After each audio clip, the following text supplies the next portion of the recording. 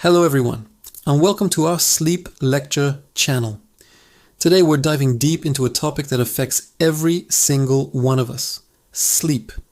Have you ever felt like a screaming portrait on the inside?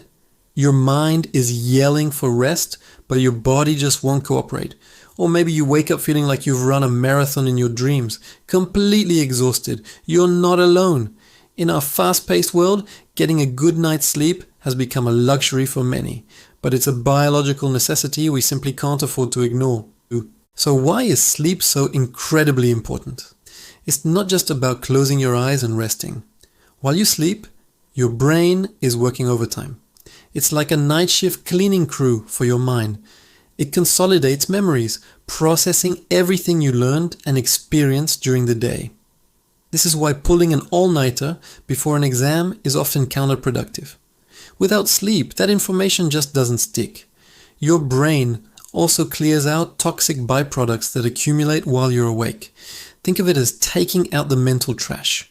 If you don't sleep, that trash piles up, leading to that foggy, slow feeling we all know too well.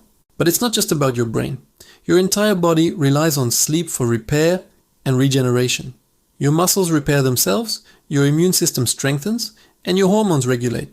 Ever notice you get sick more often when you're tired? That's your immune system telling you it needs more downtime. Lack of sleep can also wreak havoc on your metabolism and appetite regulating hormones, which is why chronic sleep deprivation is linked to weight gain and other health issues.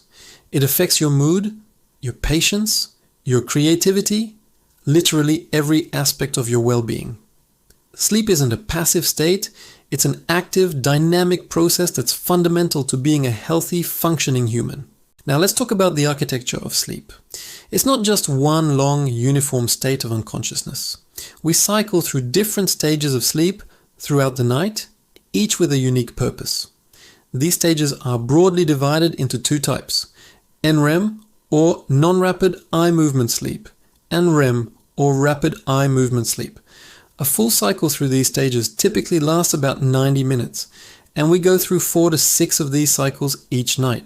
We start with NREM stage 1. This is that very light, drowsy state right after you've dozed off. You can be easily woken up. It's a short transition period, lasting only a few minutes. Then we move into NREM stage 2. Your heart rate and body temperature drop, and your brain waves slow down. This is where you spend about half of your total sleep time. It's a crucial stage for memory consolidation and preparing for deeper sleep. Next up is NREM stage 3, often called deep sleep or slow wave sleep.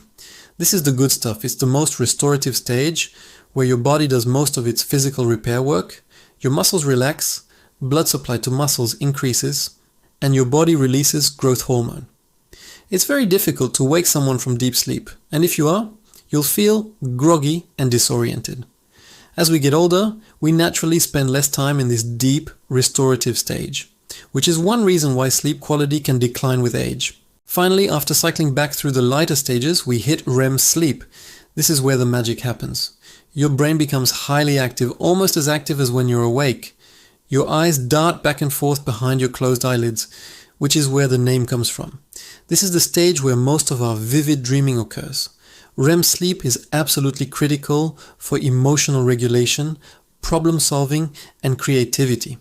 It's like your brain's personal therapist and creative director, all rolled into one. It helps you process emotions and come up with new ideas.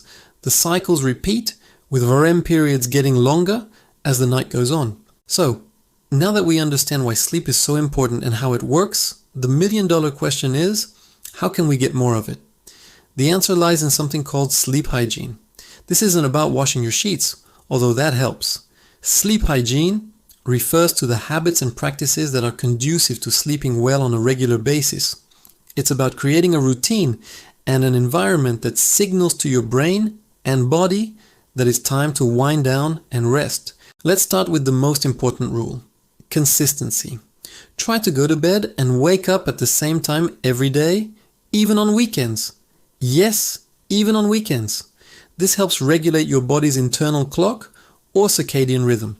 When your body knows what to expect, it can prepare for sleep and wakefulness more efficiently. Sleeping in on Saturday might feel great at the time, but it can throw your whole rhythm off, leading to what's called social jet lag, and making it much harder to wake up on Monday morning. Next, create a relaxing bedtime routine.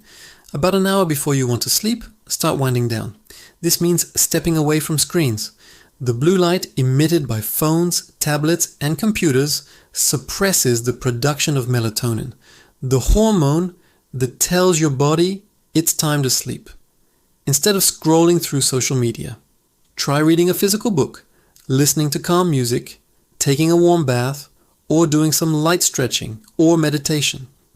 The goal is to transition your mind and body from the hustle and bustle of the day to a state of calm and relaxation. Your bedroom environment is also key. It should be a sanctuary for sleep. This means it needs to be cool, dark, and quiet. Invest in blackout curtains or a sleep mask to block out light. Use earplugs or a white noise machine to drown out disruptive sounds. And keep the temperature on the cooler side. Most experts recommend around 65 degrees Fahrenheit or 18 degrees Celsius. Your body temperature naturally drops as you fall asleep, and a cool room can help facilitate that process. Also, your bed should be for sleep and intimacy only. Avoid working, eating, or watching TV in bed. You want your brain to associate your bed with sleep, not with stress or stimulation. Let's also talk about what to avoid. Caffeine is a major culprit when it comes to sleep disruption. It's a stimulant with a long half-life, meaning it can stay in your system for hours. A good rule of thumb is to avoid caffeine for at least 6 to 8 hours before bedtime. That afternoon coffee might be the reason you're staring at the ceiling at midnight. Alcohol is another tricky one. It might make you feel drowsy and help you fall asleep faster, but it severely disrupts the quality of your sleep later in the night, particularly REM sleep. You'll likely wake up more frequently and feel less rested in the morning.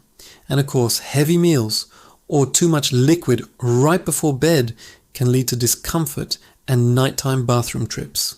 What about napping? Naps can be a great way to recharge, but they have to be done right.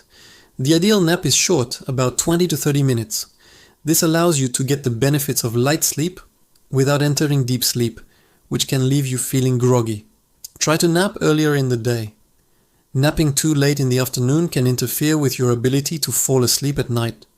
For some people, a short coffee nap can be effective. Drink a cup of coffee right before a 20-minute nap.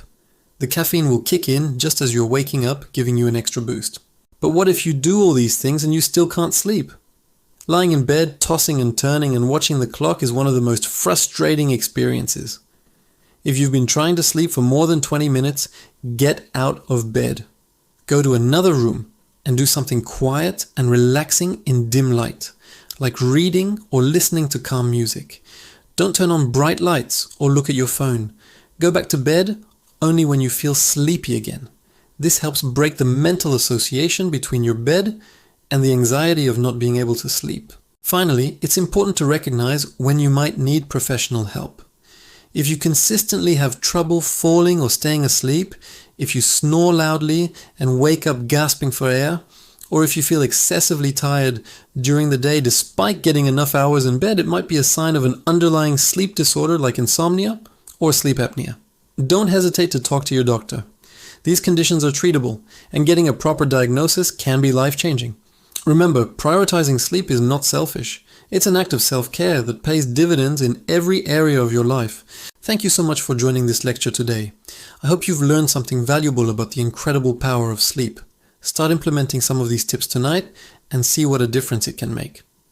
Sweet dreams, and don't forget to like and subscribe for more content to help you live a healthier, more rested life. Thanks for watching.